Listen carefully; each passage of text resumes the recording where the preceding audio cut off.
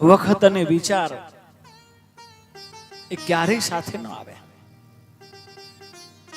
આપણા જીવનનો અનુભવ છે. વખત હોય ત્યારે વિચાર જુદા હોય અને વિચાર હોય ત્યારે વખત જુદો હોય. નબળી પૈસામાં કદાચ નબળાઈ હોય, સંપત્તિ ન હોય, ત્યારે વિચાર બહુ ઉચ્ચ પ્રકારના હોય કે પૈસા આવશે તો મંદિરે દેશું, પૈસા આવશે થાળ ધરાવશું, પૈસા આવશે તો આ કરશું. ત્યારે વિચાર બહુ ઊંચા હોય, પણ ત્યારે હોય નહીં, કારણ કે વખત નો હોય.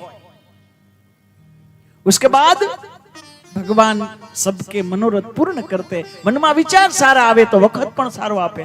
પછી ભગવાન કાલે આપ્યા, જા 100 કરોડ આપ્યા, फिर વિચાર બદલ ગયા. પછી વખત આવ્યો એટલે વિચાર બદલી ગયો.